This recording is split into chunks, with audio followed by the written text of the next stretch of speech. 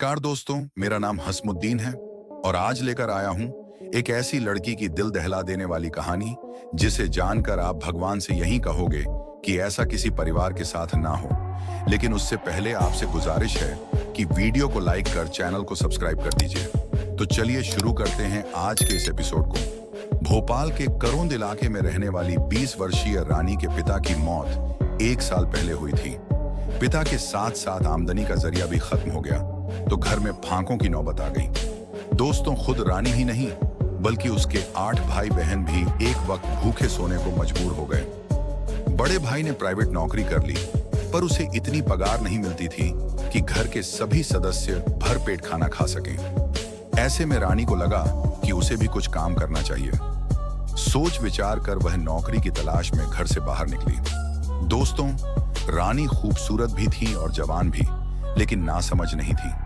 नौकरी के नाम पर हर किसी ने उससे जो चाहा वह थी उसकी जवानी। जहां भी वह काम मांगने जाती, मर्दों की निगाह उसके गठीले जिस्म पर रेंगने लगती थी।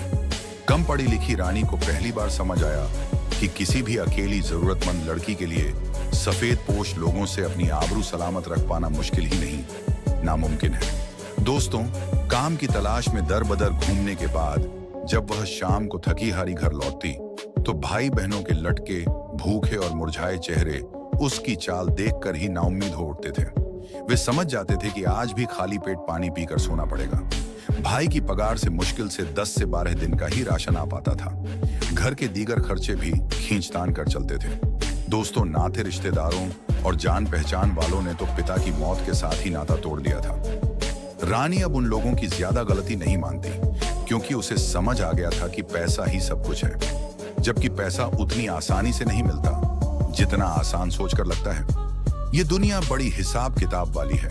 जो पैसे देता है वह बदले में कुछ न कुछ चाहता भी है। दोस्तों, एक असहाय बेसहारा लड़की के पास देने के लिए जो कुछ होता है वह रानी ने अपनी कीमत पर देना शुरू किया तो उस पर पैसा बरसने लगा। भूख से बिलबिलाते जिन भाई बहनों को देख रानी का कलेजा मुंह को आ जाता था, उनके पेट उसकी कमाई से भरने लगे तो रानी को सुकून देने वाला एहसास हुआ। घर में अब खाने पीने की कमी नहीं थी। दोस्तों, ना तो बड़े भाई ने पूछा न ही किसी और ने। फिर भी समझ हर किसी ने लिया कि रानी कैसे और कहां से इतना पैसा लाती है कि उसके पास महंगे कपड़े और मेकअप का सामान आने लगा है। काम की तलाश के दौरान रानी को कई तरह के तजुर्बे हुए थे। तमाम नए लोगों से उसकी जान पहचान भी हो गई थी। उनमें से एक था कपिल नाम का शख्स, जिसने बहुत अपनेपन से उसे यह समझाने में कामयाबी पाली थी कि यूं अकेली काम की तलाश में दर दर भटकोगी तो लोग नोच खाएंगे। इससे तो बेहतर है कि लोग जो चाहते हैं उसे बेचना शुरू कर दो, इससे जल्द ही मालामाल हो जाओगी। दोस्तों, कपिल उसे भरोसे का और समझदार आदमी लगा तो उसने मरती क्या ना करती कि तर्ज पर देह व्यापार के लिए हामी भर दी। कपिल अपने वादे पर खरा उतरा और देखते ही देखते वह हजारों में खेलने लगी।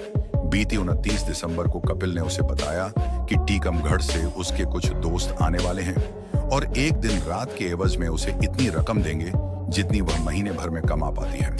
दोस्तों, सौदा 14,000 रुपए में तय हुआ। हालांकि कपिल और उसके दोस्तों की बेताबी देख रानी ज्यादा पैसे मांग रही थी, लेकिन कपिल इससे ज्यादा देने को तैयार नहीं हुआ तो वह इतने में ही मान गई। उसके लिए यह सौदा घाटे का नहीं था।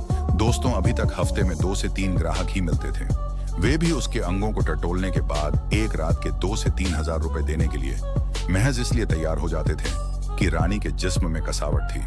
नहीं तो खुद रानी को भी पता चल गया था कि 100-200 रुपए में ही भोपाल में कॉल गर्ल आसानी से मिल जाती है। दोस्तों, साल की दूसरी आखिरी शाम यानी 30 दिसंबर को जब पूरी दुनिया नए साल के जश्न की तैयारियों में लगी थी, तब रानी कपिल के बताए मिसरोद इलाके के शीतल धाम अपार्टमेंट के फ्लैट पर पहुंच गई, जहां कपिल सहित 3 और मर्द बेचैनी से उसका इंतजार कर रहे हैं। रानी तो यही सोच सोचकर खुश थी कि एक झटके में 14,000 रुपए मिल जाएं तो वह 2 से 4 दिन घर पर आराम करेगी और भाई बहनों के साथ वक्त बिताएगी।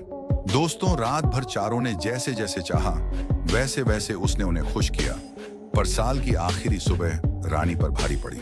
सुबह सुबह ही मिसरोद पुलिस ने दबिश देकर देह व्यापार के इल्जाम में उन 5 को गिरफ्तार कर जेल भेज दिया। ऐसे पुलिस छापों के बारे में रानी ने काफी कुछ सुन रखा था, पर वास्ता पहली बार पड़ा था।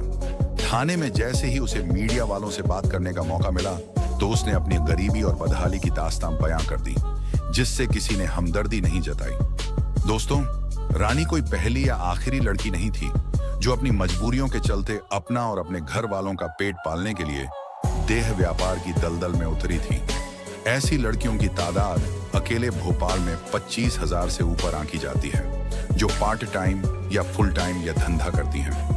दोस्तों, पिछले साल अक्टूबर में भोपाल के ही एक मसाज पार्लर में पड़े छापे में 2 और लड़कियों की आपबीती रानी से ज्यादा जुदा नहीं है। 24 वर्षीय मधु इस मसाज पार्लर में ग्राहकों की मालिश करती थी। सच यह भी है कि ग्राहक खुद पहल करता था तो वाजिब दाम पर वह जिस्म बेचने को भी तैयार हो जाती थी। दोस्तों, मधु छापे वाले दिन थाने में खड़ी थर थर कांप रही थी। उसे चिंता अपने अपाहिज पिता की ज्यादा थी, जिन्हें रोजाना शाम को दवा और खाना वहीं देती थी। रानी की तरह ही झोपड़ेनुमा मकान में रहने वाली मधु अपने अपाहिज पिता के इलाज और पेट भरने के लिए इस धंधे में आई थी, जिसे अपने धंधे की बाबत किसी से न कोई गिला शिकवा था और न ही वह इसे गलत मानती थी। दोस्तों, इसी छापे में पकड़ी गई 26 वर्षीय सुचित्रा को उसके शौहर ने छोड़ दिया था। मायके वालों ने कुछ दिन तो उसे रखा, पर शौहर से सुलह की गुंजाइश खत्म होते देख उसे आए दिन ताने दिए जाने लगे। खुद सुचित्रा को भी लग रहा था कि उसे किसी दूसरे पर बोझ नहीं बनना चाहिए, लिहाजा वह भी रानी और मधु की तरह जोश जोश में काम की तलाश में निकल पड़ी।